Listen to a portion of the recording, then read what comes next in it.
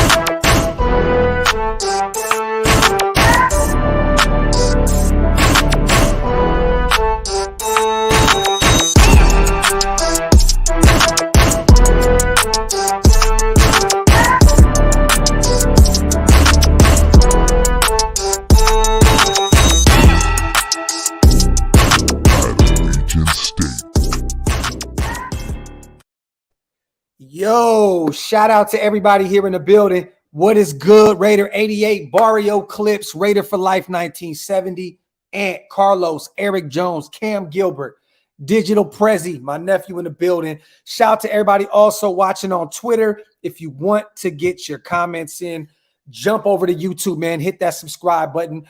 This is what we're doing today, you guys. We're going to talk about this upcoming game this Sunday against the Arizona Cardinals. We're going to talk about these few pickups that we had these past few days. I took yesterday off. Hard pill to swallow on Sunday. Sometimes you got to just take a day to vent and get your shit together. But we here, man. We are here 0-1, but I feel really, really good going into Allegiant Stadium on Sunday against the Arizona Cardinals. They are reeling right now. They look really bad against the Kansas City Chiefs. So we're going to break that matchup down, you guys. We're going to talk about a few corners that we went and picked up. It looks as though we may have a nickel in nickel. And if that doesn't make any sense to you guys, it will shortly.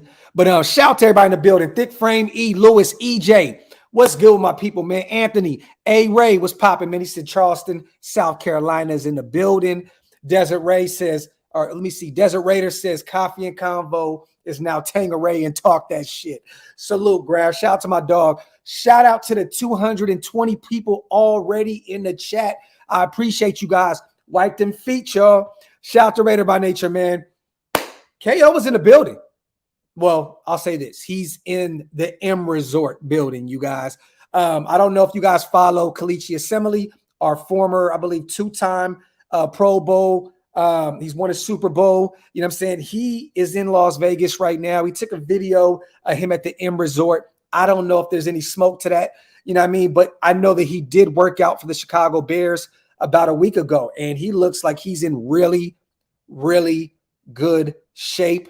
I'm not going to say that if we brought K over, he would be a starter. He wouldn't be. But at this point, I'm not against bringing him in. His depth. I know that his knees are shot. I get it. I know his knees are shot. But at this point, there's nothing wrong with bringing him in and just have him there as a depth piece. You know what I mean? I'm not against it. I'm not against it. Shout out to Will F. The Broncos are frauds. Yeah, man. I don't know what the fuck Nathaniel Hackett was thinking, you guys. King Savage, KO is Kalichi Assembly, my brother. I don't know what the hell Nathaniel Hackett was thinking with those timeouts. And then, at the end of the game and you kick a 64-yarder. I don't know if you guys follow me on Instagram or Twitter. I posted that picture of Janikowski kicking a 74-yarder, I believe, at halftime when we were playing the San Diego Chargers at the time in Oakland. That's what it reminded me of. I don't understand how you can make Russell Wilson one of the wealthiest quarterbacks in the league, and you have a 4th and 5, 4th and 6, and you go to your kicker. It's in Seattle. It's not in Denver. With that altitude, it would have been a possibility they could have made that field goal. It would have made a little more sense if you're kicking it in Denver with that altitude, right?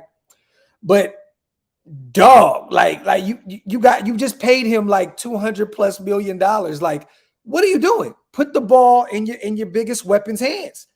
That shit is crazy to me. I don't get it, but hey, it is what it is. I love that Geno Smith and the Seattle Seahawks went and beat Denver on week 1. But look, you guys, it's only week 1. A lot of these teams that were contenders lost week 1. Tennessee lost.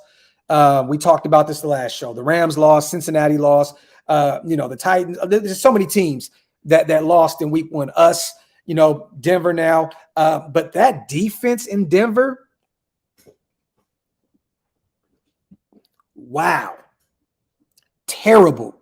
Terrible, terrible, terrible. For them to let Geno Smith carve them up like that speaks volumes about what their defense looks like.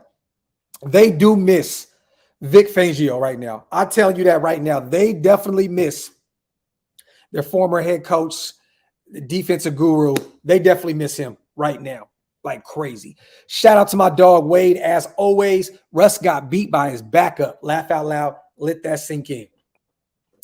Factory. Shout out to Wade. Let's get it. Shout out to Daniel, man. Let KO pull up and empty out that tank. Factory. I see you back.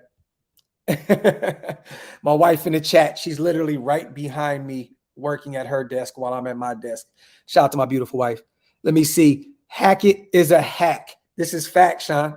Look, he's still learning. I think that Nathaniel Hackett thought he was playing Madden out there. I think he thought that he was playing Madden. You got a minute and 11 seconds left. You got timeouts. Didn't he wait to use his timeouts when they were kneeling the ball out?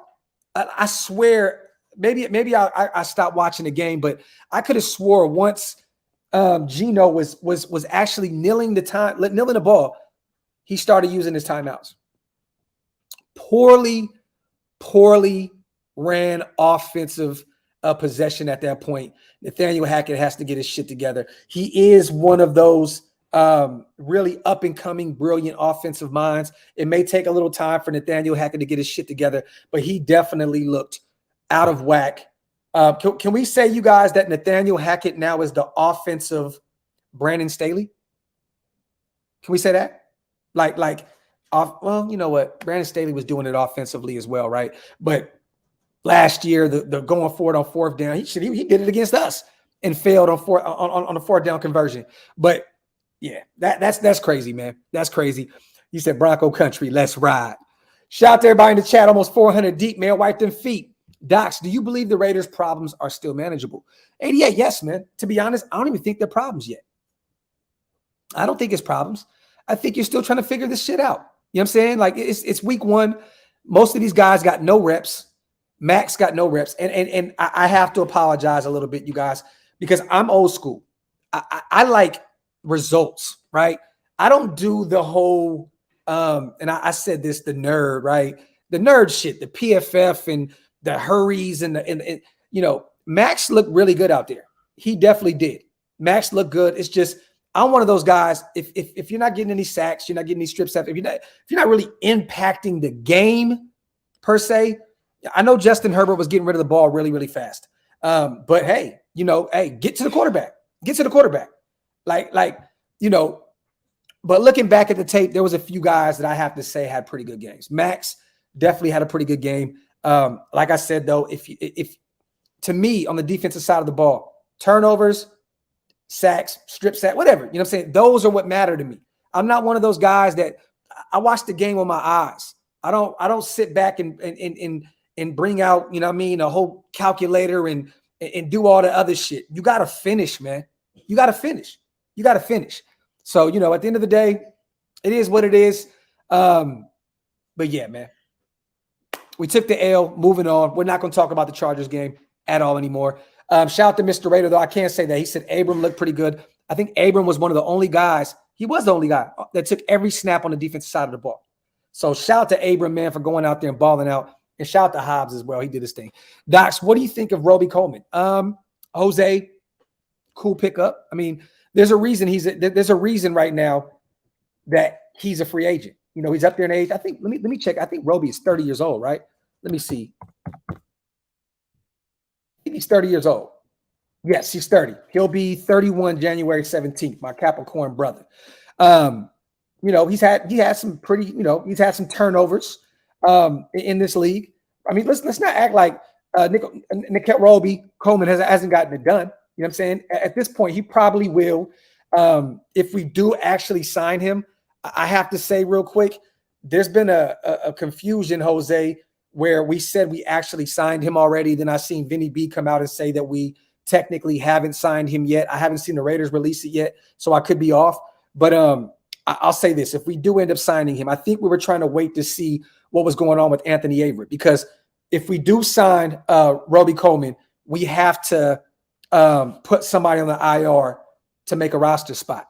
And at this point, I think Anthony Averett's only going to miss 2 to 4 weeks. If it's 4, you can place him on the IR. If it's closer to 2 with that broken thumb, we may not do it. But I know right now, if we do bring in Roby Coleman, he would be the starting nickel guy. Nate Hobbs will kick outside full time, or, you know, bounce in and out, whatever, depending on what looks we're giving out. But Roby Coleman, 5'8", 180, in his career, 127 games, 6 INTs and 2 TDs. You know, he's gotten it done. He's gotten it done before. There's no Pro Bowls, no All Pros to his name. You know, modest stats. But there's a reason that he's, you know, that he's out there still. You know what I mean? So I don't really know if Roby Coleman is going to be a Raider. There was talks about us going out. He came in the building. I'm still waiting on that, Jose, but I would like to pick up at this point. I would, because we need some help. I'd rather have Roby Coleman out there than have to depend on Amik Robertson in the slot.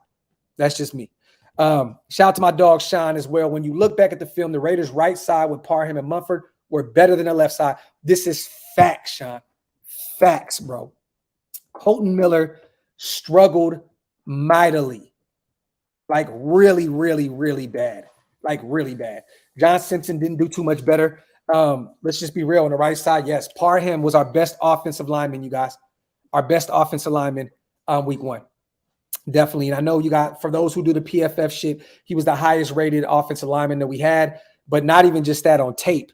You know, at right guard, Dylan Parham was the best offensive lineman that we had. Mumford looked good in the little time he was out there, but he also struggled as well. But, you know, let's just be real. When your first action in the NFL, you're going against some Bosa and you got Khalil Mack out there on the other side, it's going to be very, very tough. But you are right, Sean. That left side struggled mightily. Shout out to my dog, Sean, once again.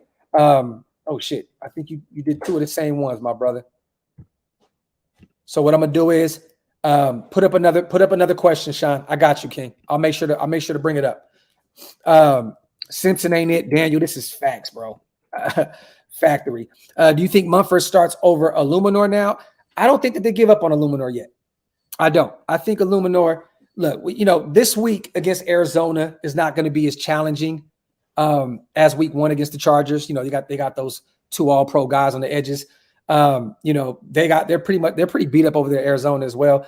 Then we got Tennessee the following week, where, you know, Harold Landry's out for the year. You know what I'm saying? Former Boston College guy. He's out for the year. They do have Jeffrey Simmons. Shout out to him, and shout out to my boy Paul. We were just texting this morning about trying to get out to Nashville.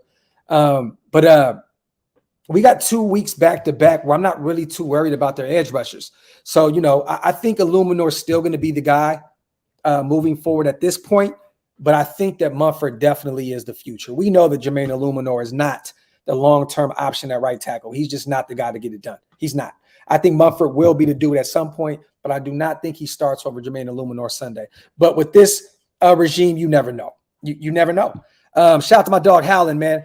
Now on to beating the Redbirds. Carr and the offense should definitely have a better day. I believe they will ball out. Factory, man. Factory. And I seen, I think I said this on the last show. I seen that, you know, Chad Johnson said that pretty much the fourth, the week 1 is the 4th preseason game, pretty much, right? Well, we had 4 of them. So I'm assuming, you know, it's our 5th preseason game. You can't really get too much out of week 1. I think we just got to put that in the rear view, you guys, and move on. And let's focus on Arizona. We got a lot of injuries right now. Andrew Billings, I don't know the updates on him yet. He went down. You know, we know about Anthony Averett missing some weeks now. Brandon Bolden was beat up. I don't know what you know, the severity, what he got going on. We know that Andre James, it looked like a concussion. You know, they put him on an ambulance.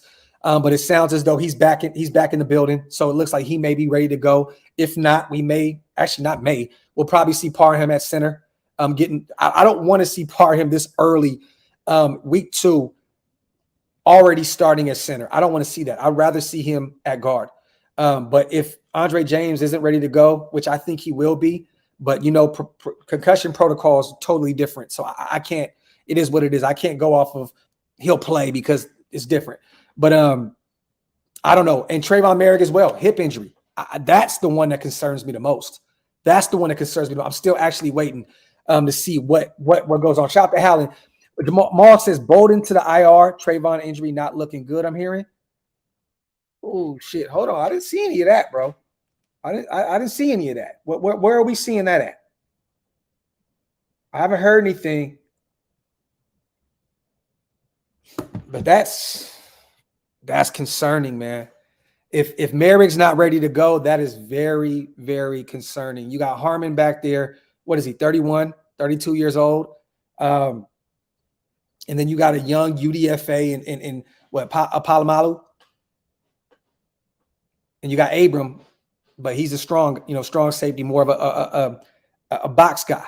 You know what I'm saying? So, oh, man, nerve-wracking. Yeah, hip isn't good, Gary. It's not at all. It's not, especially when you're a DB and you have to use those every step of the way with your job. So I don't know, man.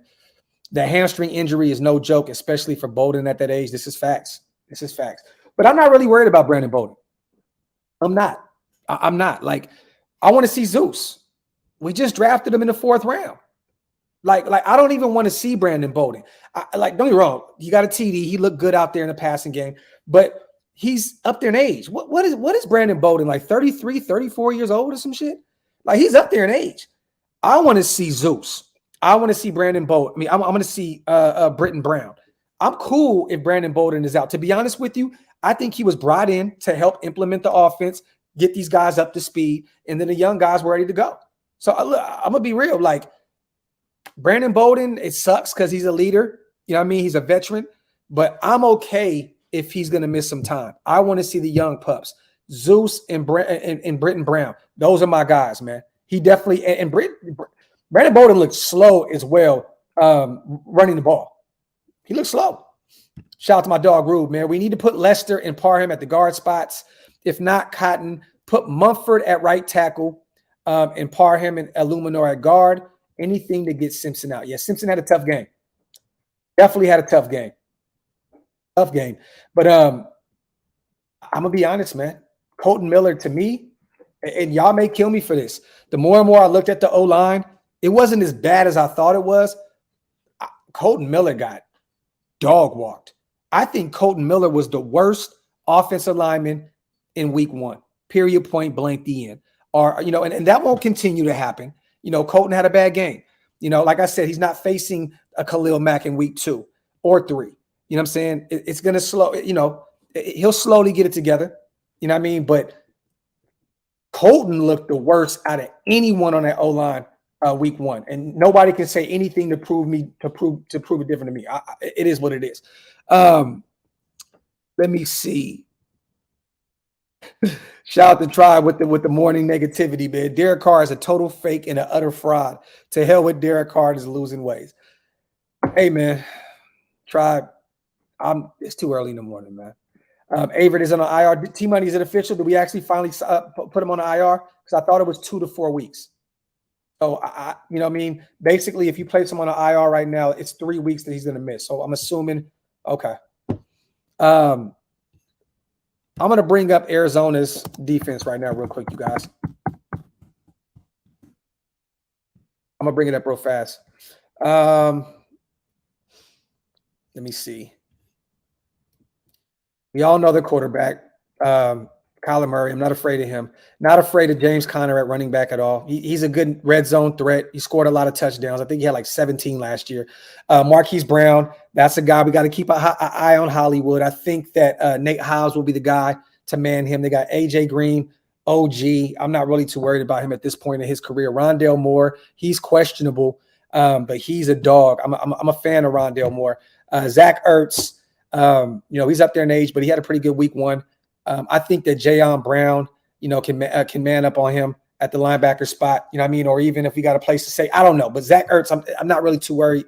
Their O-line really ain't shit to me, you guys. With Kelvin Beachum at right tackle, Will Hernandez at right guard, Huddy at center, Justin Pugh at left guard, and DJ Humphreys at left tackle. I'm not worried about their O-line at all. I think this is a breakout party week 2, you guys. I think Max and Chandler Jones, especially Chandler Jones, this is a week where he finally gets some payback on his former team.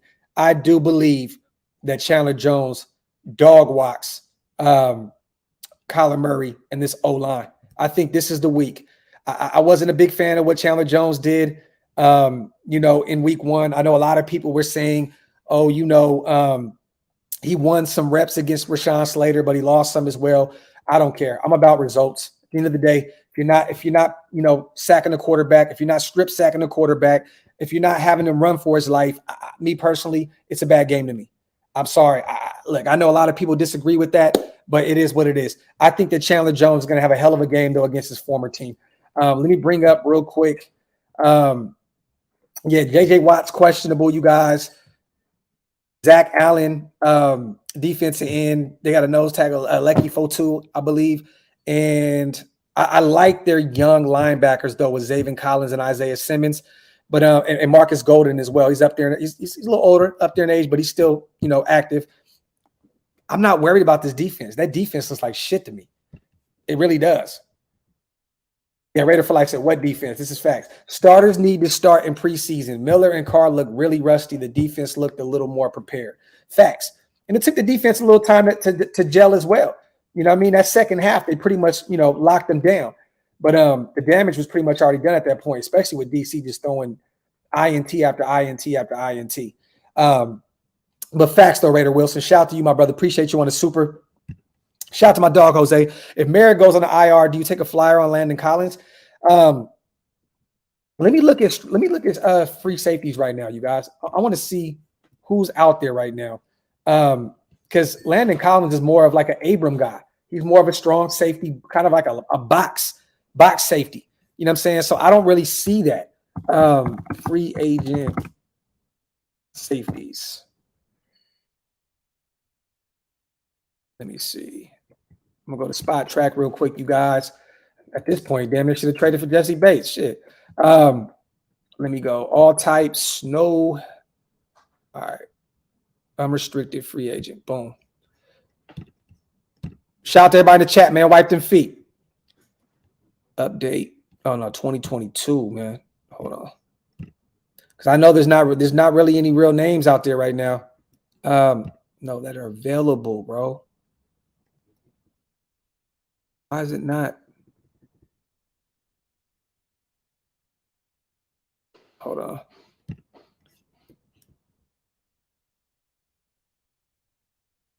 Yeah. Hey, Jay King. See Jose right here. Look, he's more of a box safety. He's not a guy that you're going to put out there to man the back end of your defense.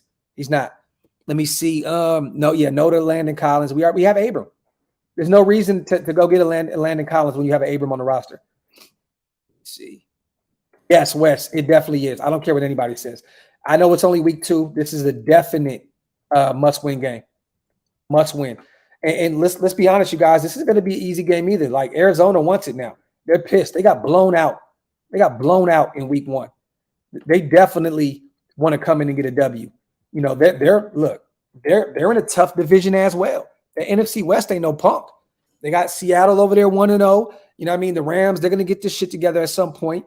You know what I mean? They got some teams over there. Arizona, you know what I'm saying? Like, they got some squads over there. You know what I mean? So that's definitely, they want their issue right now. They definitely want to get a W right now. You know what I mean? This game is not going to be easy. But, I mean, really, there's no real easy game at all, period, though, in the NFL. Calling it right now, Jones will have 5 sacks. Oh, shit, G-Town. I'm going to pump the brakes a little bit on that. My expectations are a lot lower than that. I know we had 5 week 1 against Tennessee last year. But I'll say, I'll go with a modest sack and a half. I'll say 1.5. I'll go 1.5 for right now. Jay Tart, former Niner. He said, amazing, said Charles Woodson is out there. Shout out to Queen Raider Red. What's up, family? We could just bring up Bryce Cosby. There you go, Rube. That's an idea. Logan Ryan went back to Ooh, there we go. He went back to the Bucks, I thought. Hawk. There goes a name. Philly let him go not too long ago. Let me look. I gotta see if somebody else picked him up. But if not, I'm all for going out and get Anthony Harris. I like that. I like that. If we have to, I'm with that. But for some reason, I feel like this regime is stingy, man. I think they're stingy. I think they want to run with what they have. Like, you see what they're doing with the O-line, not going out and getting anybody. They're saying we're going to stick with what we got. You know what I mean? So I don't know, man. But that's a name to keep an eye on. Anthony Harris, definitely, man. DOX gave that look like he was going to call Harris right now. Shout out to everybody in the building. DOX, I sent you the free agent, free safeties. Okay, let me see. Shout out to my dog, Jose. Let me see what we got. Okay, right now, Landon Collins, no. Tashawn Gibson, he's 31 years old. Not really, no. Brandon King, Terrence Brooks, Nate Ebner, Tart is out there. I'm not against going to get Jaquiski Tart. Curtis Riley, hell no. Adrian Colbert, Darian Thompson. No. And I think Darian Thompson, wasn't he a former Boise State guy? I think Darian Thompson was a former Boise State guy. Nah, I'm good. Appreciate you, Jose, my dog, bro. Wiki shows, yeah, Harris is a free agent. Yeah. So what happened was I think Philly let him go because he said he wanted to find, a roster where he can make the active roster. I think Philly wanted to put him on their practice squad, but him being a veteran, they said, you know what, go out and find you another job. You know what I mean? That's what I heard with Anthony Harris. So I don't really know the story, but I know that he's a free agent right now, and I'm all for going out and bringing in a talent like him. He actually looked okay last year in Philly, even at 30-plus years old. Let me see. If the Raiders are trying to win a Super Bowl, you need to blow out the Cardinals and send messages we're not to be fucked with. Sav, I agree with you, my brother, but I got to say, man, it's very, very hard to blow out a team back-to-back weeks. You know what I mean? Especially a team coming off a playoff berth like the Arizona Cardinals. You know what I mean? They're coming for blood, man. They got blew out by the Chiefs. What was it, like 41-20 or some shit? I don't know. It was something like that to that effect. They're coming for blood. This is not going to be a game where you can come and expect to blow these guys out. Can we beat them by a touchdown and a half? Definitely. Can we beat them by a TD? Definitely. I just want the W, man. I don't think that you're going to go out and expect to blow out a team like Arizona. I think they're going to get better progressively as weeks go by. Arizona's not a bad team. You know what I mean? The one thing with them is, though, I like Cliffsbury, but the problem is with those guys, they get progressively worse later on down the year. Like you know what I mean? It's weird to me that they win a bunch of games at the beginning of the season and then teams figure them out and they start losing more games as a year winds down. So you could be right, though, King Sav. Hope you all have an awesome day, nation. Shout out to my dog, Arlen, man. Appreciate you, family. Let me see. Hey, wipe them feet before DOX turns into Bobby Mercer. Shout out to Jenkins. Defense and O-line will be better. Shout out to you, Howland, as well. Have a blessed day, family. Defense and O-line will be better. DC got to go win this game, period. This is facts, Raider Jim. Facts. And I think that DC hears everything. I think he hears all the gripes. There you go, 44-21. Shout out to JD. He's hearing everything. He sees everything. One thing about our quarterback, you guys, we know he's emotional. We know that he goes on Twitter and blocks everybody when he doesn't hear what he wants to hear. So he hears everything. He sees everything.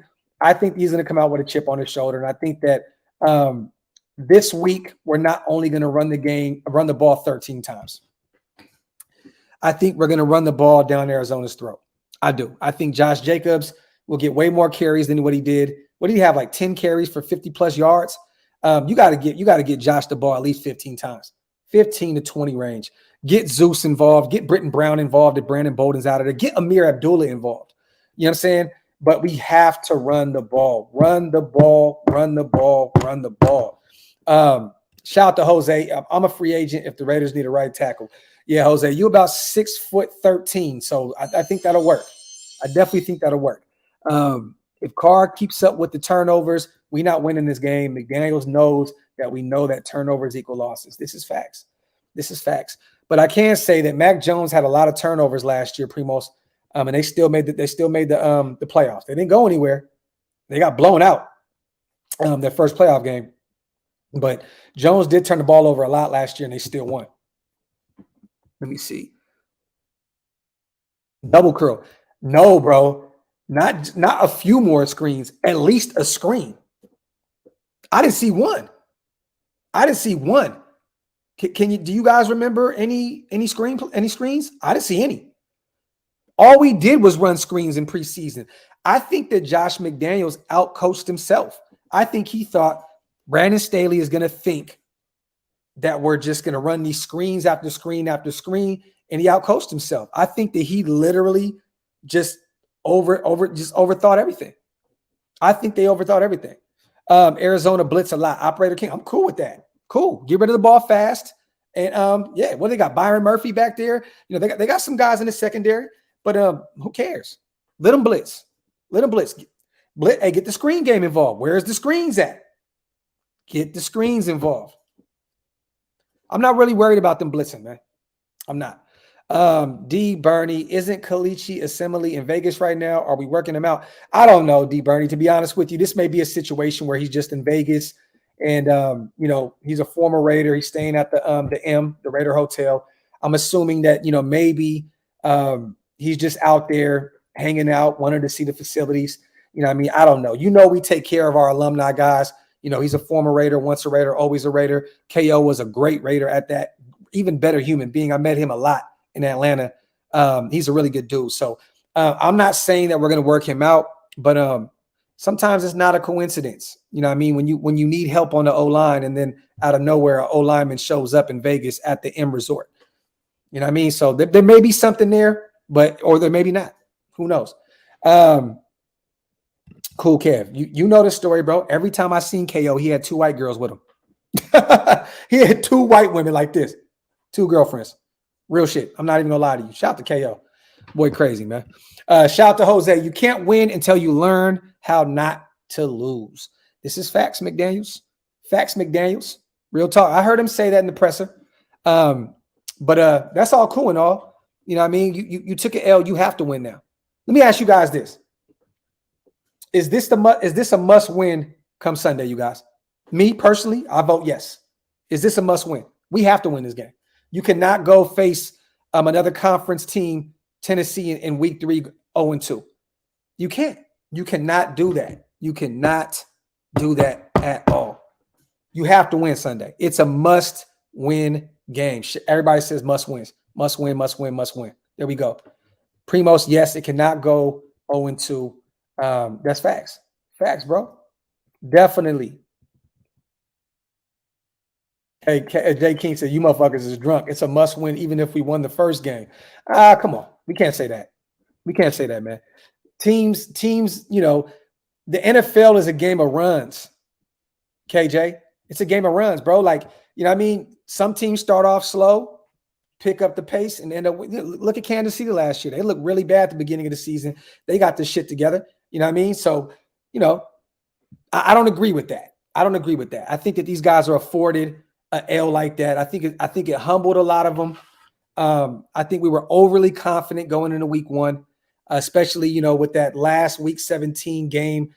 That was the last W that we got against this team, the Chargers. I think that we were overly confident.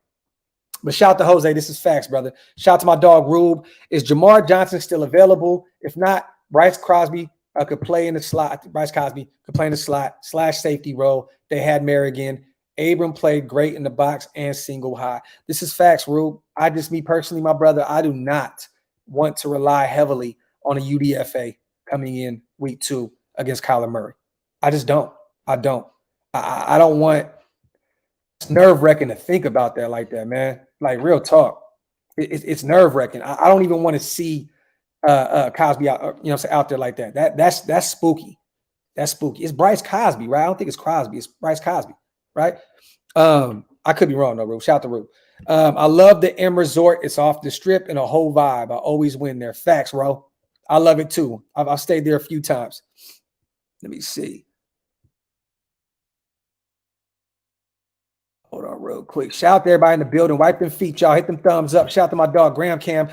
Seahawks did us a favor. Now we have to return it. This is facts. And I'm hoping, my brother, that we see your cousin in week 2, man. I know that Darius Butler was inactive week 1, or Darian Butler. I'm hoping to see Darian week 2. I want to see him in the linebacker at the linebacker spot at some point. Even if it's a special teams.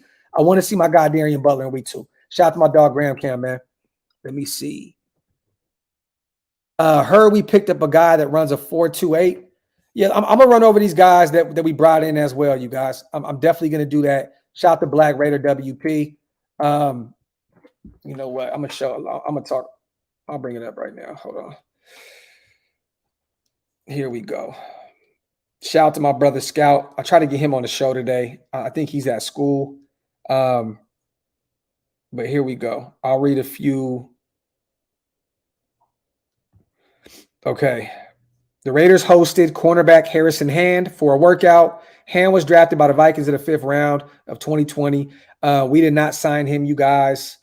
Let me see. I had a list of them, and I don't know where the hell it is. I know that he said that we are signing cornerback Nikel Roby-Coleman. It's not official yet, but 30 years old, 5'9", 180, appeared in one game in 2021 with the Lions, recording a start, 6 tackles, and a pass breakup. That's actually pretty good in one game. In 2020, he started 7 of 15 games for the Eagles, recording 6 pass breakups, forced fumble, 44 tackles, and 2 tackles for a loss. He also allowed 42 of 56 targets for 488 yards and 2 TDs with the 101.3 QBR. Over his career, Coleman has recorded 30 career starts in 127 games with 338 tackles, 24 tackles for a loss, 5 sacks, 6 INTs, 6 forced fumbles, 2 TDs, and 49 pass breakups. He also allowed a career 90.1 QBR, and that was all in the slot. And let me see. There was another situation.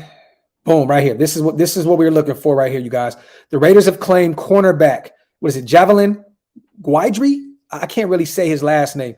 Off the waivers from the Cardinals. Guidry ran a 4.28. That's where you're referring to right there, Black Raider WP. 40-yard dash during his pro day. Al Davis all over it. This is an Al Davis move all day, every day. He's only 24. He's 5'10", 193. Appeared in 17 games for the Jets in 2021. So he played in all games last year, you guys, recording 5 starts, 6 pass breakups, 48 tackles, and 3 tackles for a loss. He also allowed 26 of 41 targets for 313 yards, 1 TD, and a 102.1 QBR in 2020. Guidry, I don't even know how to say his damn last name, appeared in 11 games with 3 starts, recording 2 pass breakups, 22 tackles, 1 tackle for a loss, and 4 forced fumbles. So there you have it. I'm not really too excited about these guys that we have picked up. I'm gonna be real. These are like practice squad names, bro. I'm gonna be totally real with you. I'm just hoping that maybe, just maybe, one of these guys step it up. You know what I mean? I don't know. In a perfect world, Amik Robertson steps in and balls out. In a perfect world, we do go sign Roby-Coleman. I'd rather have him than these other 2 guys we were talking about. But I don't know. Rube says Javelin Guidry's signing is going to be a good one. I mean, he's 24 years old. Hopefully, bro. I mean, he's not really proven in the league yet, but, you know, it is what it is. I wish we would have kept Darius Phillips, man. I wish we would have kept Darius Phillips, man. That was my guy. At this point, too, you could have threw him in a nickel. You know what I mean? He could bounce outside. He could return kicks. He can play special teams. I just wish that we would have kept him. I do not understand how you get rid of Darius Phillips. I just don't. We have over 600 watching and only 118 likes. Wipe them feet, nation. Come on, y'all. 678 in the chat. Wipe them feet. Hit them thumbs up, y'all. And if you guys are not subscribed to the channel yet, please hit that subscribe button, man. I say we go run heavy against Arizona. Me too, Raider Cortez. Facts. Shout out to Jameer. I appreciate you, King. Let me see.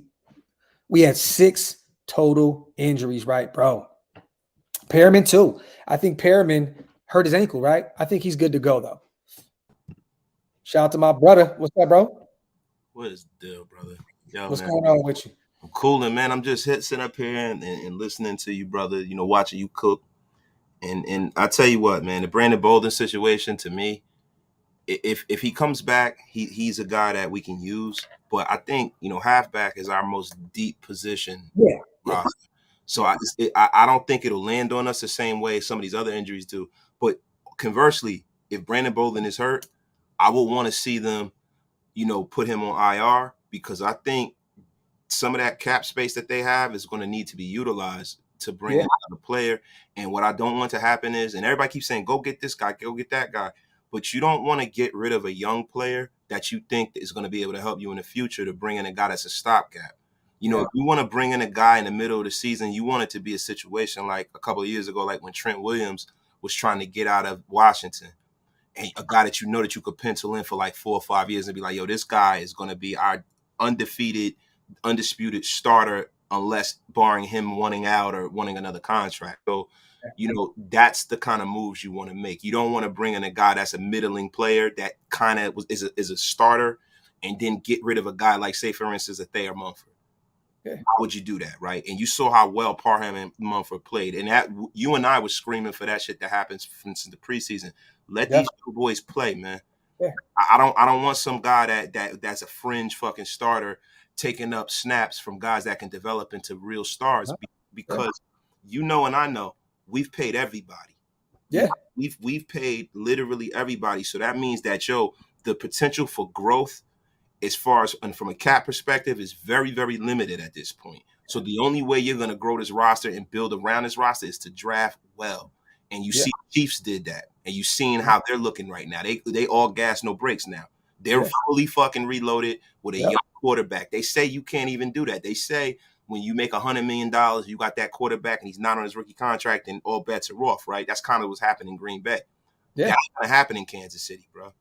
And we need to stay up with them because we're already at a disadvantage when it comes to him, like Derek and Mahomes. We're at a disadvantage. Like, let's just be fucking for real. What are we doing, Wasted? Put your GM cap on real quick, brother. What are we doing if this hip injury is really severe with Merrick, man? What are we doing at safe at free? Well, I think they're gonna probably go with the guys that they have in the practice squad, and like with Matthias or whatever, and Matthias Farley. Yeah, Matthias Farley or Farley. I always say Mathis because I don't know if it's Farley or Farley, so it's kind of and you know what I mean. And keep the closer, Deron Harmon. That's a guy that they trust, right? Yeah. That's not a guy that they have to figure out. That's a guy that they've worked with previously. Mm-hmm. And even though he's a little long in the tooth, it's not forever. Yeah. I don't really think on the free agent tip, there's a guy that you can bring in that'll give you the kind of dividends that Harmon. Yeah. You just that's what happens in the National Football League. I think a lot of times we kind of get a little like we think this is Madden. This ain't Madden, bro. It's not always somebody to fulfill your needs out on the free agent market because if they could, they would be on a roster. Yeah. So yeah, I know Anthony Harris is still out there. Veteran just got released by Philadelphia. That may be a name to keep an eye on. But even though there really ain't no attachments to him with this coaching staff, I don't really know. And from what I've seen from this regime, I just said this. I think they're stuck in they're stuck with the guys. Like they're like, we're working with what we got. Like I don't see these guys even going outside of what we got going on at the safety position. If Merrick misses some time, they're going to stick with Harmon. They'll even see what they got their UDFA guys with with Palomalu. I mean, whatever you ever say his name, Cosby. We got some guys, but I don't know, man. What do you see Matthew? Do you see Matthew Butler and Neil Farrell Jr. missing this game again? Do you think they're gonna be inactive week 2? No, I don't. It's not possible because we already know that Andrew Billings was hurt. Yeah. So with Billings being hurt, you got to give him a little. I mean, I don't know, and it's an undisclosed injury, right? So who knows? It could be anything on the spectrum of a football injury to like him having crabs or some shit, right? He's like, oh yeah, hey man, jacket and shit. He's like, oh, I got burnt, but I can't stop crying. He's stupid. Nah, but yeah, man. I mean, and Billings was playing well, but I could see them bringing up one of those guys because if he's hurt, you're gonna have to. And we don't really have any updates yet. That's alarming. It's Tuesday. I haven't really heard any updates on the Andrew Billings situation or Merrick. Listen, this is the Patriots. This Yeah. Patriots West, man. That's how they operate. Belichick was always like that. And I know this is the Raiders, and everybody's, oh, it's the Raiders, it ain't the Patriots. It's like, yo, bro, let's be for real here. These guys was raised by Bill Belichick. The same way how Bill Belichick had a lot of Parcellsian things about himself.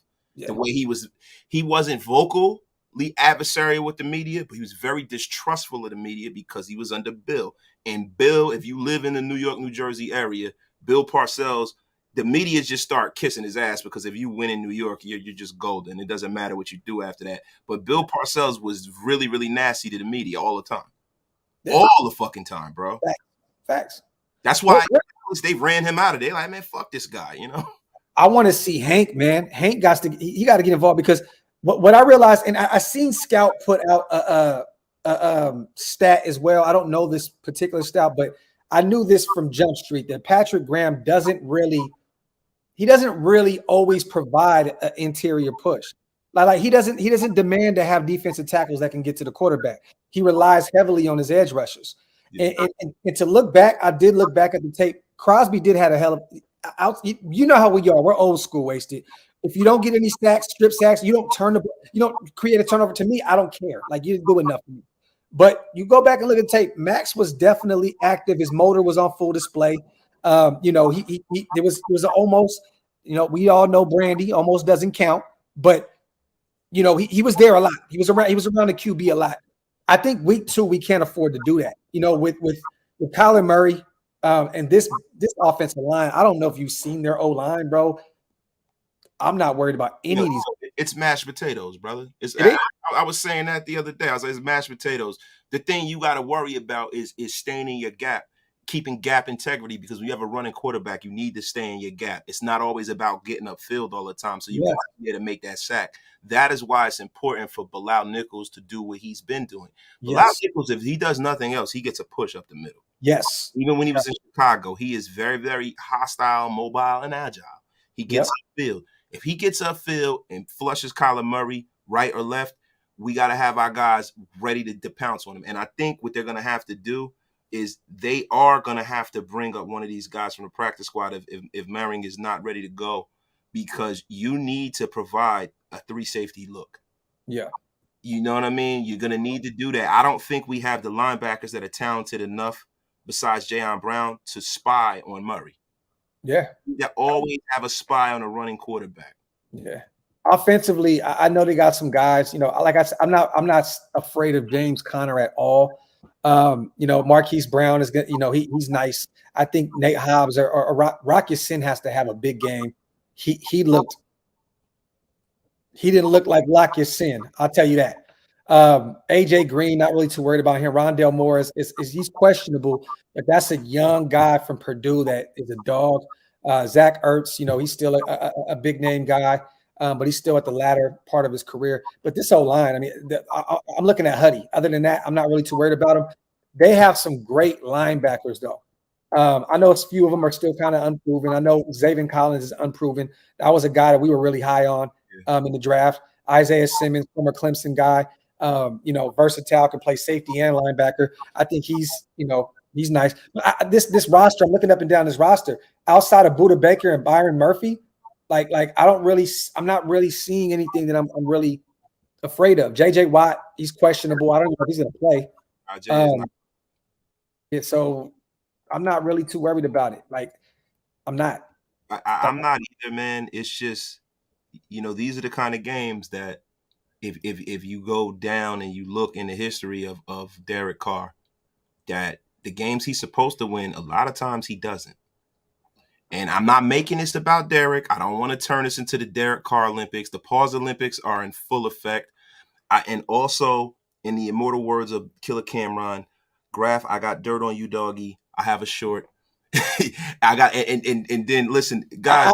I got the same one in my inbox, I believe, or did you do it? No, I didn't do it. Somebody sent it to me, and you do. So the thing is, what I want to do is I want to put up one of those posts on Twitter. I got a fucking tweet from Mitch that was fucking pause worthy as fuck. Oh, I'll pause them. You pause? Yeah, Yeah. I'm saying. So who wins the pause Olympics for this week? You for that clip, me for I said some crazy flagrant shit in my last live. It was terrible. Yeah. And no, I got one from the game stream too. So don't trip. If you want to play that game, we could definitely go down that road. Look, you already know the pause Olympics are in full. Oh no, I think Andy took the cake, bro. There's one. We can't. That's in our personal shit. We can't put that one out there. Andy's shit was crazy. Flagrant as shit. Shout out to Big Raider Drox. Appreciate you, my brother. Sorry for going off of the tangent, but no. It's all good. It's all good. But play if you want. It's at your own discretion. It's all good. Nah, I know you look, bro. Listen, man. Listen, when I shoot, the kid don't miss, man. Hey, I'm gonna say though, the Mitch Nate Hobbs tweet was a little out there. Insane, Mitch, you out of pocket, Mitch. Shout out to my dog, man. I might have to pull Stephen A. Smith up to address that one. Stephen A. Smith will get on here and be like, "That boy Mitch over there chat sports." He's a dear friend of mine. It was funny as shit. Not worried. Let's smoke them cards. All love. Shout out to 2739, my people, man. Appreciate you. Shout out to Mifflin as well on the super. Appreciate you, family. As always. Appreciate you, brother. Trap game. No, this is trap game. Huh? I said, in all seriousness, this is the kind of game, like, this is the Washington Redskin game last year. I don't think so. Like, bro, this is still a good team. Like, how is it a trap game or Washington? Like, this is a good team. This is a playoff team last year. This is like a playoff team that doesn't. What's like 10-1 at one point, Wasted? I could have sworn they were like 10-1, 11-1 or some shit at one point. Last year they were awesome, right? But we got to look at it from this prism. They don't have Nuke Hopkins. He is suspended. J.J. Watt is hurt, bro. Like, they have a lot of deficiencies. And not for nothing, if you look at it, I think the league has finally figured out our guy over there, the head coach, man, Cliff Kingsbury. I remember Cliff Kingsbury was the quarterback at Texas Tech, which is crazy. It's so fucking old, man. Steve Sarkisian's a coach. I'm like, what the fuck, man? I remember these guys were in college playing. Scott Frost. Remember Scott Frost at Nebraska? He got fired. I'm like, what the fuck? Scott Frost is a coach? What the fuck? But the reason why now Sue is screaming for that head coach position at Nebraska. Yeah, I heard. It's funny. But this the crazy thing. The reason why I feel it's that situation because it's Kyler Murray without Nuke. He didn't look so great without Nuke, bro. It's very, very easy for you to run around there. You look all spectacular and for the game, and you just throw it up, and Nuke goes and grabs it for you, bro. Yeah. That shit matters, bro. Like, so well, I'm gonna be in Vegas, so we're winning this game. That's just what it is, bro. Like, look. Oh no, we're gonna win this game. I hope that there's a few things that happen. I hope that Derek Carr and Josh McDaniel can kind of get on the same page. Hope that Derek Carr, and he's always been the kind of guy that knows his playbook, but I hope Derek protects Josh McDaniel from himself and checks out of shit. Yes. You know, because Derek Carr, when Grew was there, his first year, he was trying to be too nice. Yeah. And as it went on, he got better because he was like, yo, Grew, that's bullshit. Fuck that. But you know what, though? I think the week one, I think what happened with McDaniels was he was trusting his O-line. I think this week, DC gets rid of the ball quicker and faster. I do. I think that, don't get me wrong, there was times where DC had 4-5 seconds. Get rid of the damn ball, bro. Like that's plenty of time to make a move, to make a read or two, and get rid of the damn ball. Bro, it's hilarious, bro. Like, I see people, talking about how we didn't get any pressure, and it's like, yeah, we did. If we didn't get any pressure, why the fuck were most of the plays that you see highlights of Justin Herbert, him rolling out towards the sideline? Because they flushed him out of the pocket, but he's willing to leave the pocket. Yeah. You have to be willing to leave the pocket, bro. And there's not a quarterback in the National Football League at this point in this invitation that's not even a word. So don't worry, because it's not even Let me find out this whole time Wasted was making up a whole new vocabulary. He is the E40 of New Jersey. Yes, that's right. Hey, 2739. I don't think that's a trap game. Look, Seattle was a rough place to play, man. That's a tough place to play. I've been to the Northwest a million times. That 12th man is real up there. It's a tough place to play. But if you had to say a trap game, I would say Seattle would. Jamal Adams is probably going to be out for the season. He got really hurt. I don't think we're going to see him at that point. And Geno Smith is Geno Smith. Let's just be real. He had a hell of a game last night. Yes, he will come back down to earth. I'm sorry. Like, it's just, he's not the West Virginia Geno that threw 8 TDs in one game. He's a totally different guy in the NFL. I don't see him continuing that trend. I could be wrong. After Ike Parlay broke his jaw, he knocked all the Geno out of him. Yeah. He knocked the sonic rings out that motherfucker. He broke the sonic rings for sure. Yeah, all that. Yeah. This is that. He said, go ahead, brother. Okay, you got it, brother. He said, do you think the Raiders offense clicks this week? I think we clicked this past week. I mean, shit, look, the other day, yes, Hunter did not get the looks that we thought he needed to get.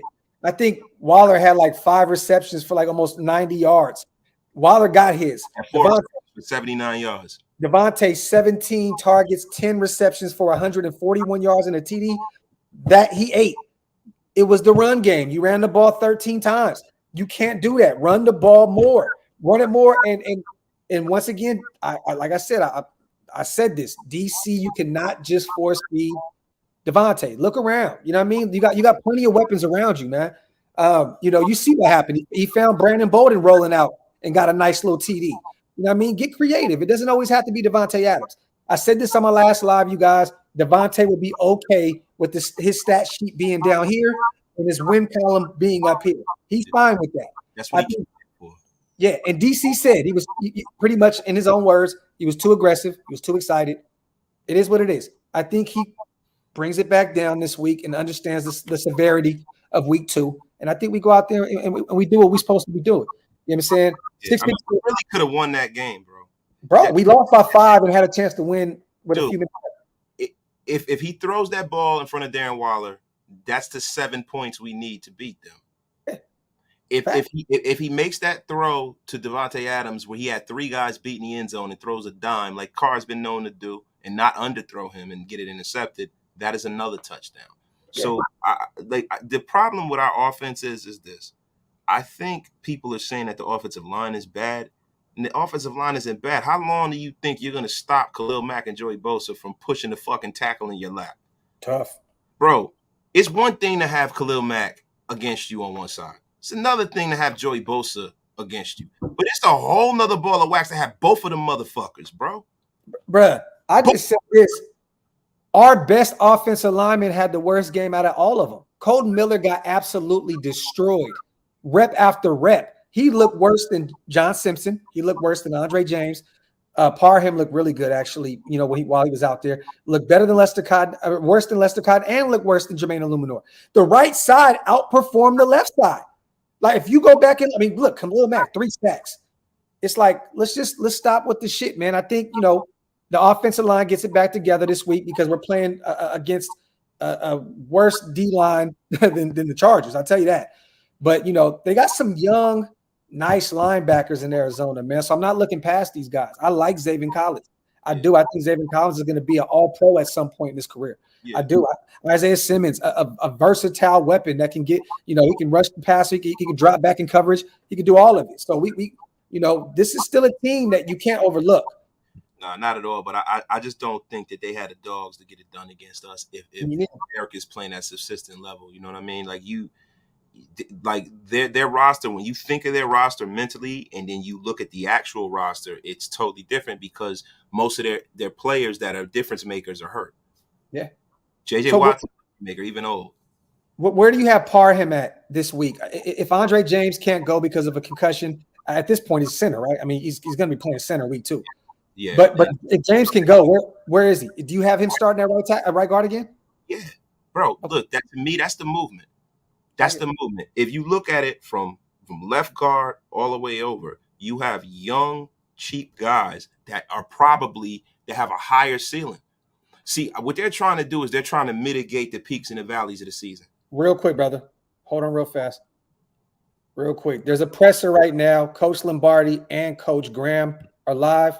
This is actually perfect timing, y'all. Let's take a listen. They anchored. They punched. Assignment-wise, they were very clean. They This fought is hard Coach Lombardi. And they competed, which I thought they would do, and they did. So very pleased with the offensive line and all 7 guys who played. that he feels like 7 guys deserve to play. Sure. Do you guys feel like is there a preference that 5 guys kind of make the case for themselves, or? Well, I think at the end of the day, I think we're trying to figure out what's the best thing for the team to win. And I think, like Coach said, the 7 guys deserve to play, not because of them being out there practice, because they performed well, not just in the preseason games. I think you guys all saw that, but also up on the practice field. And we thought that, you know what, getting all those guys out there to try and establish some type of consistency by playing all of them like we do in practice. So nothing they're not used to. They've all got some reps in practice evenly, and they got that in the game, which was obviously beneficial, and they played very well. Obviously, Devontae had a good game. Yeah. Can he even be better the more that Hunter and Waller are implemented, so people can't just key on him? Yeah, I think turn your volume down a little bit. Special player, and he obviously had a certain number of targets, and that's just how the game started off in terms of the coverage. And then as the game kind of went on, you saw Darren get a couple more targets, and then Hunter got some more targets later in the game. And you even saw Matt Collins, get a target early in the game. And I think that just whatever, I thought Derek did a pretty good job of going where the coverage took him, And I think that at the end of the day is like you're saying, what can the other guys do and what can Devontae do? I think just executing their job based on the coverage and say, hey, and Derek doing a good job reading out the coverage the right way. And I think just everything takes care of itself.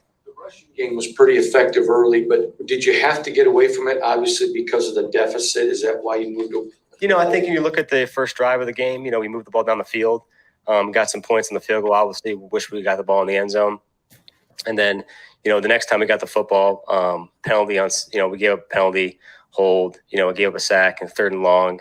And then, the next series we had was a 2-minute situation or we were backed up, and then we just didn't convert in that 3rd and short, which kind of stalled the drive. And then, next thing you're in a 2-minute last shot opportunity at the end of the second quarter. And, we obviously didn't have many plays in the first, and we had the turnover there and the interception. So we just have a number of plays in the first half, and based on the opportunities we had, we ran the ball in the backed up. We did a decent job moving the ball down the field in the first drive. But in terms of sample size in the first half, we didn't really have enough plays or series to kind of get established we wanted to. And then when we came out in the second half, obviously we were down. And, we try to play football and get a good drive, which we did. 3 interceptions.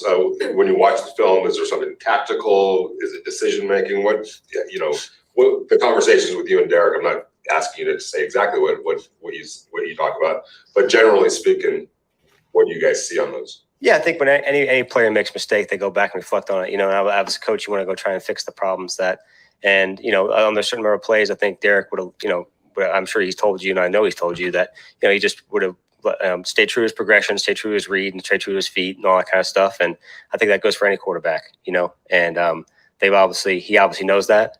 And so we're just going to try and work hard to do that consistently on a play-to-play basis. Coach, obviously Devontae is a great receiver, and you were just saying that Derek was just taking what the defense gave him. Mm-hmm. Is that a point of emphasis you would say going into this week to get more players involved in the passing game? Yeah, I think you shout out to your boy Q with a good question. Players in certain spots to kind of succeed. Back to your question earlier, and where we put them in the formation or the play and the passing game, we think there's going to be a certain coverage, right? And we're kind of hoping for a certain coverage for that play, and then all of a sudden now it shifts to something else, whether it's post zone, split zone, whatever it may have you, and then obviously that coverage, that play, I would say, can go to a different player, just like Matt Collins on the 3rd down in the game, right? He was on the backside of the progression. Derek did a great job reading through his progression. Next thing you know, it catches the in cut for 16 yards, for a 1st down. So, just kind of how the game goes. And we try and put players in the right spots to kind of get them the football, whether that's Hunter, Darren, Mac, and Devontae. And then if that doesn't happen like that, then the quarterback trusts his footwork and trusts his eyes, and then gets to the certain spot where the coverage dictates. Mick, when you look at 5 sacks, an overreaction is, okay, the offensive line is terrible, but you look and see a couple of them seem to be coverage sacks where they just give the Chargers credit. Did I see that correctly? Yeah, I think, the offensive line, at the end of the day, when you throw the ball almost 40 times, there's going to be times when the pocket gets pushed, and especially when the defense knows you're throwing it. Facts. And like you said, the coverage dictated the sack. Talk that shit.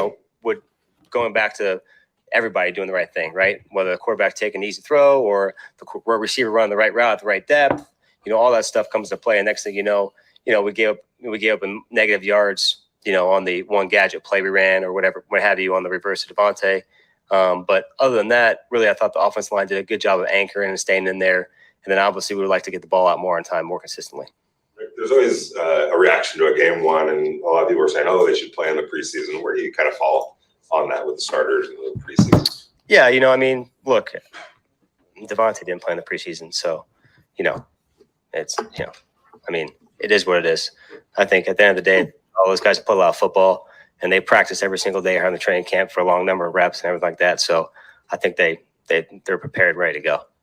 You talked about the 7 guys earning their right to play on the offensive line. When you watched back in the game, was there a unit that kind of stood out among the groups that you had in? I'm sorry, can we repeat the question? I couldn't hear you. 7 guys that earned their spot. Yeah, for sure. But as you played out in the game, as you watched it back, was there a group that kind of stood out above kind of the other rotation that might have worked together? Great question, a valid question for sure. And I think it goes back to he's going to answer that politically as fuck. Practiced. They all played consistently how we thought they would, and I think they've earned the right to do that, and they've earned the right to play again this week. You guys had preseason, but for the first regular season game, how did the communication work? All the logistical stuff work? Everything being together? Yeah, I mean, those are great. That's another great question, because in the preseason, you try and work all those kinks out, but then on opening day, you kind of still get those butterflies of, okay, here we go. This is real now. But no, everything was clean and smooth. The coaching staff did a great job of getting everything communicated and getting going. And obviously, it's the first time all of us working together. Not my first time with Coach McDaniels, but us as an offensive staff together on the field in the press box. But everything was pretty smooth from that standpoint. I know there's no moral victories, but Coach said before the game, this may be one of the best teams you face in the regular season. Sure, yeah. Definitely. So when you look at 3 interceptions, 5 sacks, but you still had a chance to win it at the end of the game. Again, I know there's not a moral victory, but can you not come away from that and be encouraged? I think as a coach, specifically, you try and preach on certain things like ball security and execution. And, we fell short in some of those areas. But, as a coach, you go back and look at the tape and say, did this team compete and play hard? I think they did. So there's a lot of credit to them. The Chargers did the same thing as well. A lot of credit to that coaching staff, Coach Staley, and them getting them ready to go. But, to your point, yes, you can come things and create some positives. And I think the positive was that we have guys who love playing football and they'll play hard for us.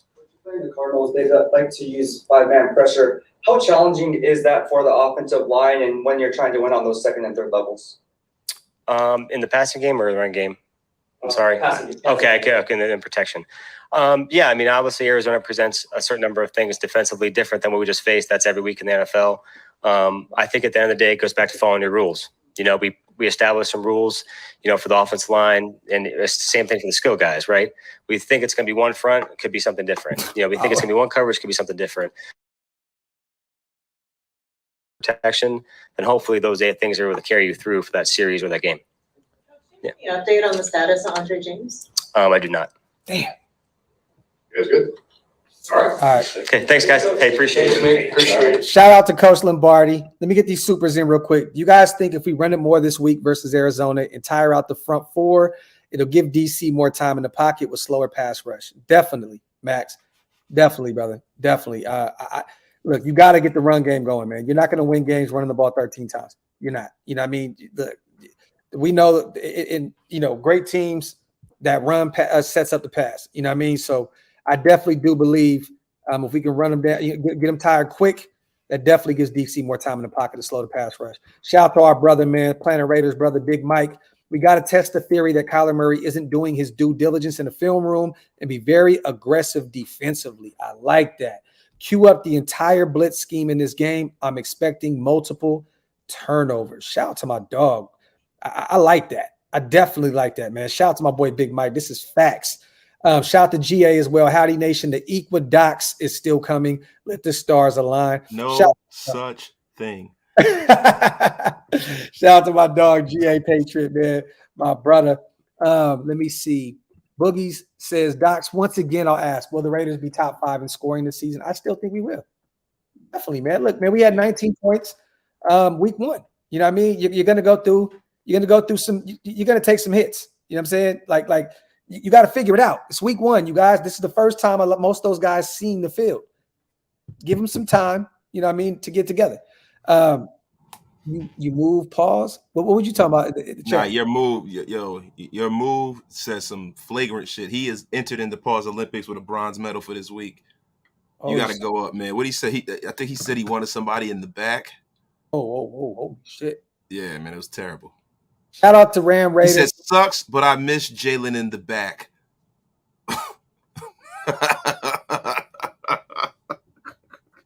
I know what he meant, but damn it. Jesus. 3 of the 5 sacks on card during a 5-man blitz.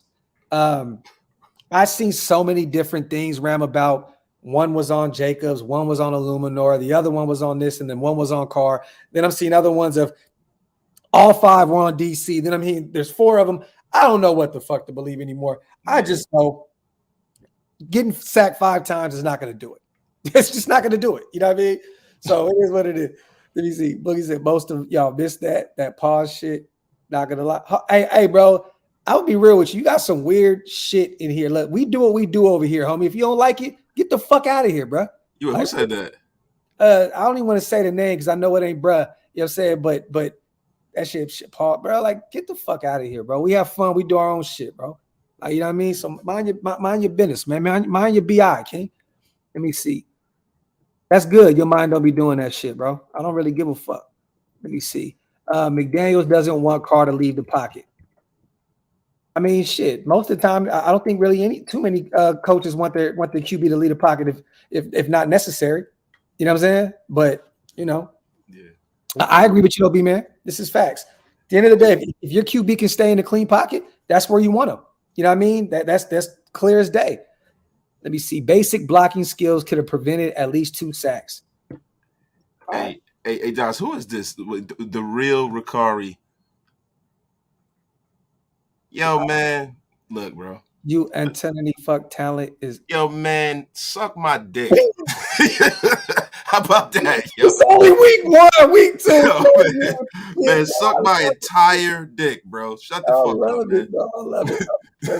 Yo, yo, look, man. You know, I'm sorry. I had to get that. I normally just be like, but man, suck my dick, man. Shut the fuck up, pussy. Hey, pause.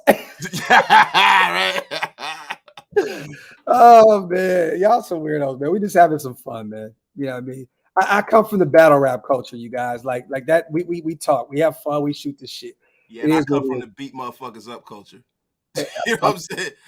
Look, my shit's sharp, yo. Just let you know. Carr had plenty of room to his left on one of the sacks and went down pretty easy. I remember that one. That's the one-handed sack on Matt, right? I believe that's the one-handed. I want to see him fight a little harder to avoid the sack. This is facts, Corey. Factory, bro. And I didn't put money in your pockets before. Shout out to you, bro. That's what's up. I think I bought my son some Roblox with that. Shout out to Raider Lux. Jalen Richard would be great in this scheme. Raider Nation for life. I mean, a blocking running back, definitely. Bro, he's a bone-crushing blocker, man. He's out there in the scrap heap. But hey, you know what? I would like if Brandon Bolden doesn't come back, bring him back. Yeah, I've been saying that shit. You know, Richard, that's my guy. But I don't like the thing about it is say for instance, Merring is hurt, right? And they had to make a move to bring up another guy. They didn't want to put him on like IR or something like that, and they wanted to keep him, ready to go for the end of the season or something like that. Then that roster spot could probably be utilized elsewhere. Yeah. So we got so many running backs, That's facts. Hey, Walt, let me say this. When Joey Bosa said Carr was soft, Carr got them the fuck out of here week 17. So, the timing, right? Yeah, Joey Bosa and them guys beat us week 1. We get it. They beat us week 4 last year. It happens. Early on in the season, you take your L's and you move on. But I'll say this. Once he called him soft, week 17, we came back and beat him when it mattered the most. So, at the end of the day, I'm not going to say DC is soft. He's a quarterback in the NFL. That's a tough position to play. It takes a real, it takes a tough human being to be able to sustain that kind of shit that they take. You know what I mean? But DC's going to have to get his shit together. That's all I'm going to say. 3 INTs is not going to do it. 2 fumbles. Oh, here we go. Patrick Graham, you guys. Overall, looking at the film, what was your overall? Patrick Graham. It comes down to winning and losing. Yeah. But beyond that, what was your overall assessment of how your defense went? The guys went out there, they fought, played pretty hard. The Chargers, they got a really good team.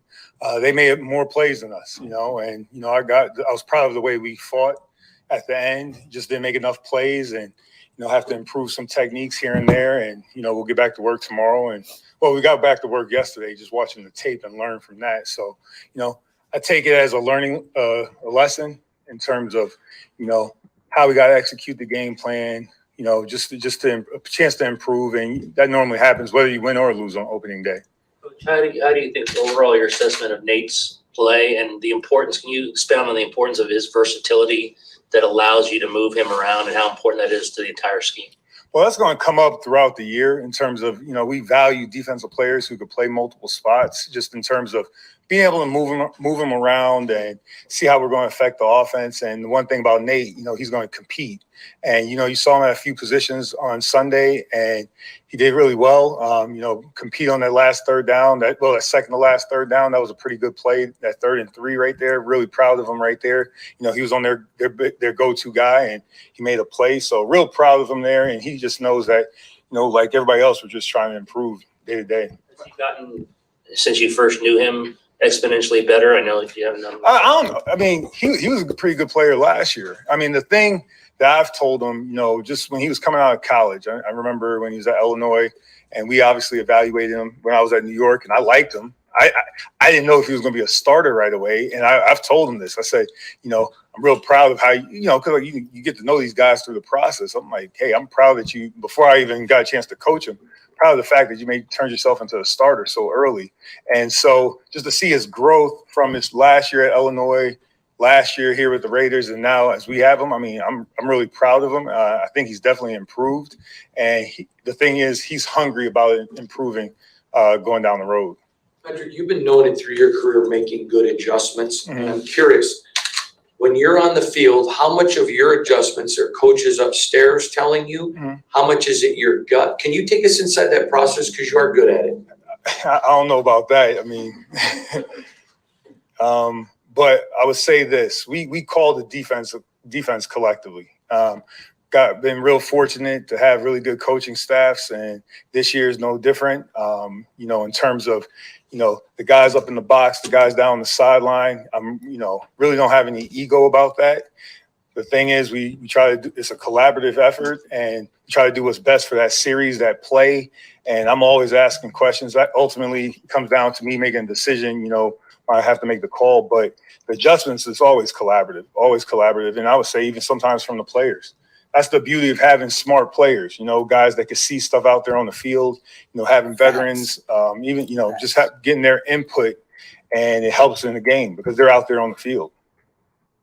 It might be a strange question, but Keenan Allen is obviously such a big part of their offense. Mm-hmm. You're probably planning all week to, like, what do we do to him? How do we stop him? And then he goes out. Like, how much of an adjustment is that in the game to say, all right, now he's not there? So it sounds like it might be easier, but it's also difficult because you probably had a lot of game planning. Well, the thing is, the game is, it's a contact sport, and every week we have to prepare for the what ifs. That's part of our job. That's why we're here all these hours. That's why we're here, every day working year round. Because if something, you might have a plan, but you have to be able to adjust within the game. No different than what's going to happen this week. Something's going to happen this week, and we're going to have to adjust. I mean, you look at the Cardinals, they got a ton of good players. They got a really good coaching staff, and they can attack you running the ball. They can attack you passing the ball. They can attack you with the loose plays. So something's going to happen within the game that's going to change our game plans to a certain degree, and we have to adjust. And, because whatever it is, whether it's on our side, injuries or whatever it may be, or schematically needing to change because they're attacking a weakness or attacking a weakness, we're gonna have to change and adjust, and it's just part of the game. Speaking about adjustments, Anthony Averett went on IR yesterday. When you look at his absence, how much do you expect for guys like Amik and Sam Webb to really step up into that void? Well, not sure in terms of, again, coach will talk about the injury stuff, but the thing we pride ourselves on, and I know these guys, especially in that corner room, next man up, everybody's competing. I mean, they all hopefully see themselves as the guy that could go in and play. So we'll see how it plays out this week in practice. Josh will talk about any of the injury stuff, but I mean, I just know this. I'm excited about the guys competing. The guys compete on a day-to-day basis. No one's going to be scared to go out there, so we'll see what happens. I know this, the Cardinals don't care, so. I know you said last week that sacks aren't always the end all be all or how to always assess it. What was your assessment of Max and Chandler off the edge, and how important is that to get pressure on a guy like Kyler Murray? I mean, again, it's Chan and Max. They work hard every day.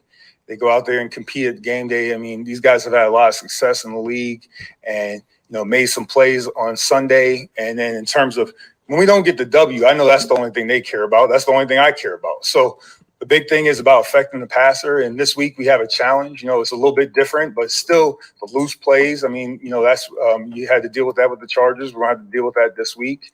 And their role, we'll go through it when we're going through the game plan process, what their role is going to be. Really haven't defined that yet, but everybody's going to play a part in containing him because he's so dynamic. I mean, whether it's the design plays for him to get out in space or the loose plays, he's a real problem. He's a real dynamic player. That's why they signed him to that extension.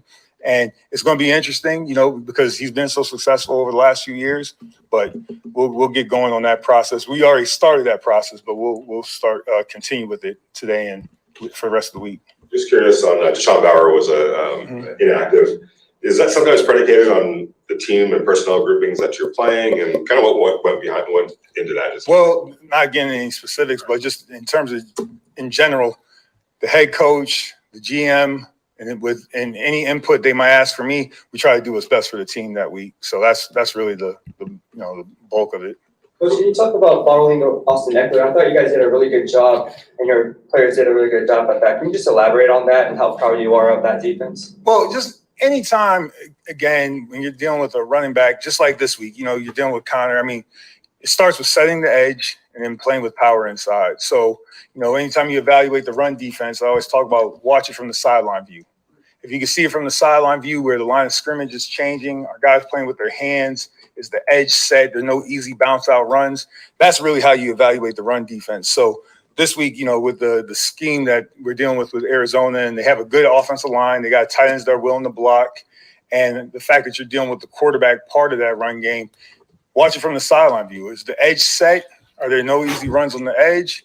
Is the line of scrimmage getting knocked back? Are guys using their hands? That's really how we really assess it. Coach, in regards to the penalty on Nate, what is a player supposed to do? And what do you teach? Man, not to comment on the penalty necessarily, but the question's about the penalty. I know, right? Because they're obviously doing everything they can to try to stop a guy from getting to the goal line. Mm-hmm. The side is kind of late, but I guess not on that play in particular. But in general, how do you kind of teach a player? We know that's going to get called, but you're trying to do everything you can to stop that. Avoid the penalty. That's all I could say there. I mean, yeah, that's what I mean.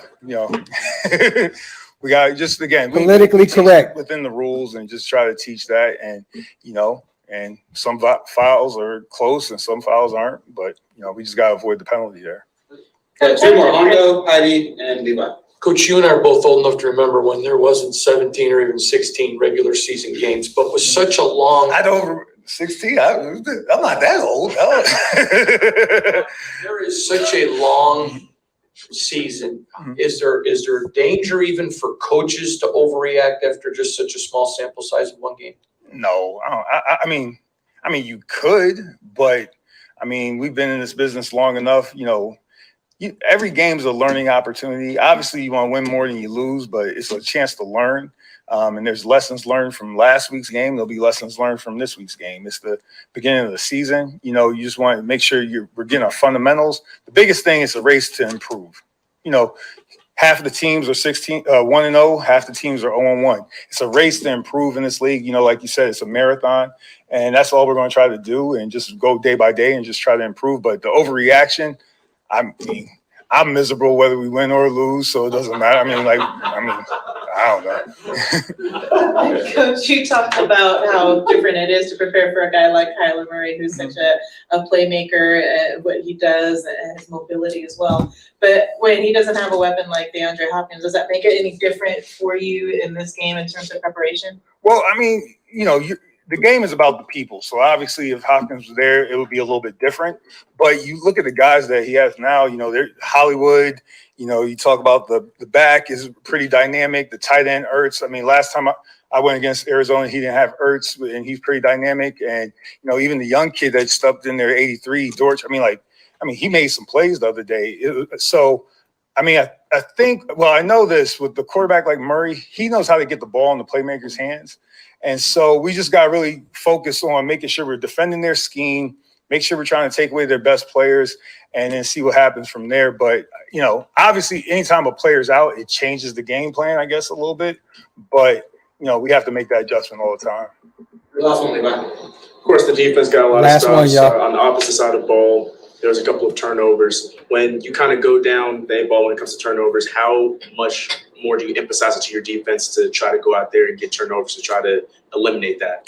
Well, turnovers are a big indicator on who's going to win and lose the game. So, I think our focus from day one, we want ball hawks on the defense. So, whether it's punching at the ball, high pointing the ball for interceptions, causing tips, that's a main focus of, most defenses in the league would say that. So, each week we try to emphasize it. Each week we try to emphasize the targets. And, when we don't get when we don't get the results, you don't want to overreact, to steal your term there, but, we got to just go back to the drawing board, just keep working on fundamentals and keep working at it. But we're always focusing on, as a defense, trying to get the ball away from the offense. The game is about the ball. So if you could get the ball, that's a good thing.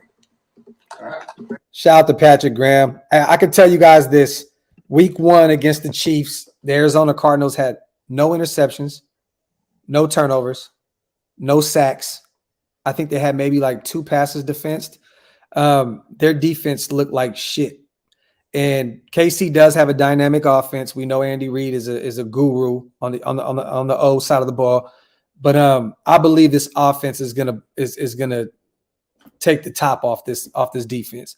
I think we put up 30+ points and we get this dub. I'm not going to give my actual prediction yet because I know it's still early on in the week. But to see that defense, with 0 sacks, 0 turnovers, that's tough week 1. And look, it's the same shit with us, right? We had no sacks, we had no turnovers. So these defenses are going to come out hungry. Well, you know what? We had a stop on 4th down.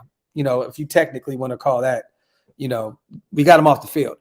But I think this D is going to step it up.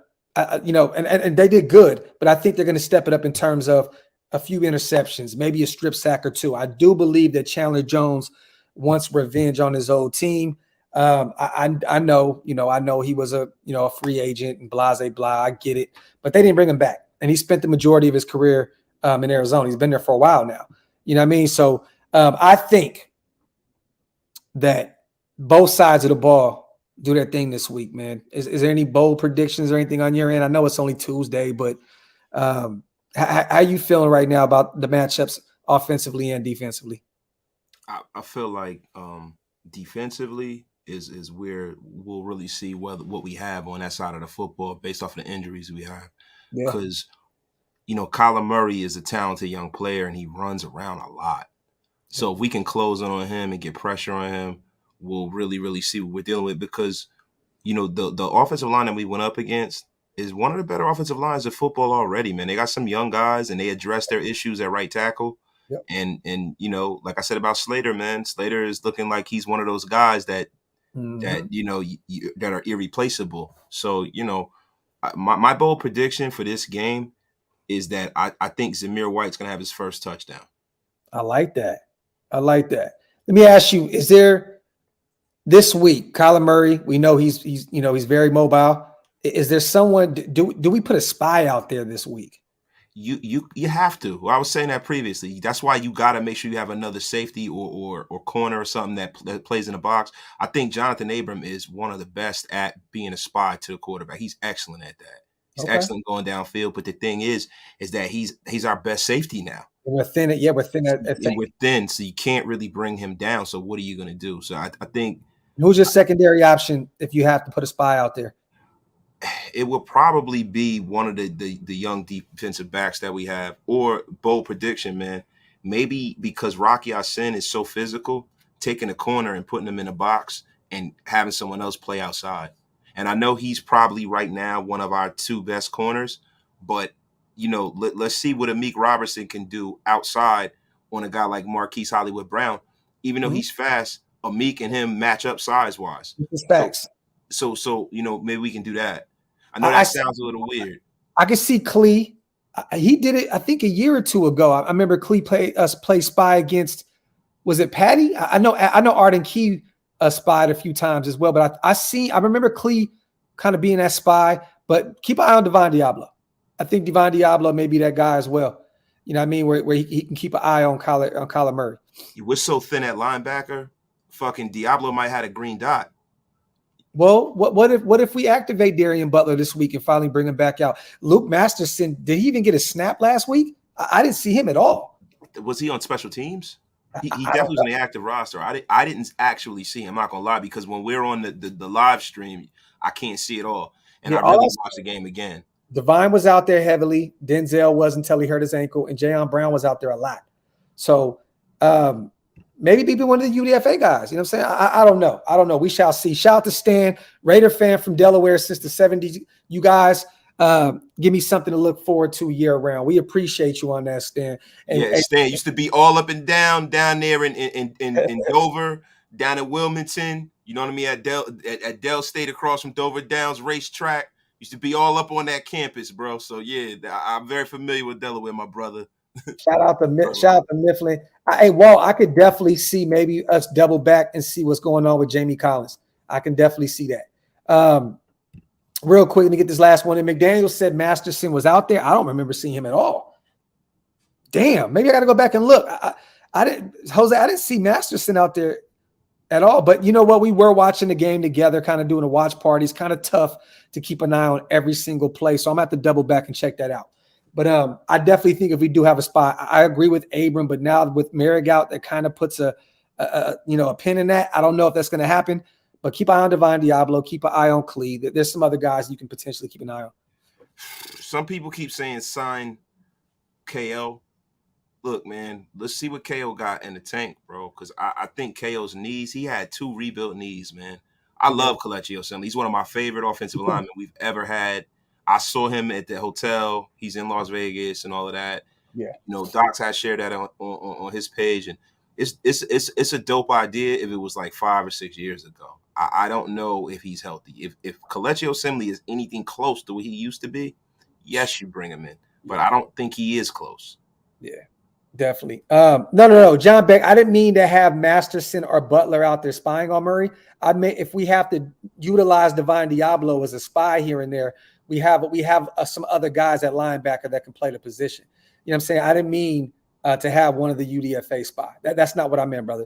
Masterson played on 2 snaps. Okay, that's why I didn't see him then. There you go. Man, on the way out, man, when's your next show, brother? I was thinking about doing one tonight, you know what I mean? But it's like, you know, we got to stay active, right? But it's like, yo, this shit right here is the same thing. If y'all think I should pull up, I'm going to do it. I'm going to put it on my community tab. Y'all let me know. What about it built different? Bro, you haven't done it in a while, man. Yo, look, we've been looking like we built the same or something out this. We've been talking about doing that shit for a month, bro. Why don't we hit up Paul? I talked to Paul today. We might be able to, when we do a build different today. Brother, I'm always down to rock with you, bro. You know what it is, man. You lay it out, I'll play it out, brother. All right, let me see. I want to get a guest on though, man. I'm probably gonna let me make some calls, but we'll definitely be active later on. Definitely. Shout out to Honest Man. He says, do you think Paulo at this point you might have to bring the UDFA and have him activate him? We might have to have him activated at this point if Merrick misses week 2, which it sounds like it. It's not really the hip injury, man. You don't just bounce back from that in a few days. That's a tough injury to a DB. That's tough, man. So does he have a hip pointer? I don't know yet. I really haven't seen any updates on it. Let me see real quick on the way out, man. If there's let me see if there's any updates on any injuries. I'm not really news. Nothing. There's nothing on it. Yeah, no news is good news, but you know, man, it's like the CIA with us now, man. No information gets out. The fucking foundation is shored up. They do not leak. Yeah, this is facts. Graham Cam, Shillmore is always intact, my brother. We just added B, and I think we're gonna add a few more members as well. Me and bro talked about it earlier. I think we're gonna add some hard hitters to the group. I think we're gonna add some hard hitters. I think we're gonna add some guys that are some factors in this shit, man. So stay tuned, man. I think we're definitely going to add a few. And we don't play the Mount Rushmore card. We don't care if there's only 4 heads on there. We can have 12 if we want. We're gonna put, as my brother Waster said, the Raider Wu-Tang together. And there's gonna be a Capadonna as well. So Stay tuned for that. On the way out, shout out to Bottom Xavier. 50 rappers. D asking for that. I know we got to do that. Yo, let's do it. I'm with it, yo. Let's All get right, it. you know what? Fuck it. We're gonna do that. We're gonna do that. Shout out to Xavier. We lost to the Chargers by 5 points despite many major mistakes. Refs did Adams dirty on DC's INT. He did get beat up a little bit over there on that pass play. Raiders have strong potential plus cap space. My dog. This is Factory Outlet. Shout out to my guy. Jaden White is out for the season, ML. So I believe he got hurt in Chicago, right? Yeah. Something happened where he's out for the season. He's out for the season. Hey, Docs, I'm hearing John Simpson has been cut. That whoever told you that, LV, is smoking dick and dynamite. I don't know who would have said some shit like that, but it's not mutually exclusive either. At all. Bro, man, Detroit ran a lot of NASCAR instead of a spy against Hertz. Faster guys with better pursuit can help. I like that. I want to see some NASCAR packages as well, man. I definitely do. And shout out to Clee. He looked good in limited fashion out there as well. Like he did. He looked pretty good, man. Like we just gotta get to the quarterback now. We're doing everything but getting to the quarterback. So that at this game, we need like 3 to 5 sacks, man. Like at least, bro. Like there's no, you see this whole line. Like there's no reason why we can't go out there and put up shit, maybe even 5 to 6. You know what I mean? So, but we shall see. Clee did look sharp. Factory. We'll check you guys out later on. We will be back most definitely. Go ahead. And you know what? I'm gonna go at 6:30. Quick 45-minute show. 6:30. Raider Nation Unlimited. Y'all pull up. Whoever is not subscribed to me that doesn't hate me, go hit the subscribe button. We on the race to 10,000. If you do hate me, subscribe too, so I can tell you to kiss my ass. Yeah, and you know, sometimes, man, hey, look, y'all, we're gonna lose our cool sometimes with weirdos in the chat. It is what it is, but that's what makes us who we are. You hear me? Shout out to LV. He had some cryptic shit on his Twitter, and then he deleted his account. I'll tell you this: we're a very polarizing fan base. So I'm only assuming that people were tagging him saying you look like dog shit Sunday, and that's what happened. We're not cutting him after 1 week. I'm telling y'all now, this coaching staff is not stupid enough to just cut John Simpson as thin as we are at the offensive line. It won't happen. I think that he got caught up in his feelings and said, fuck this shit, just like Brandon Parker. That's what happened. Love y'all, nation. We outro. 1.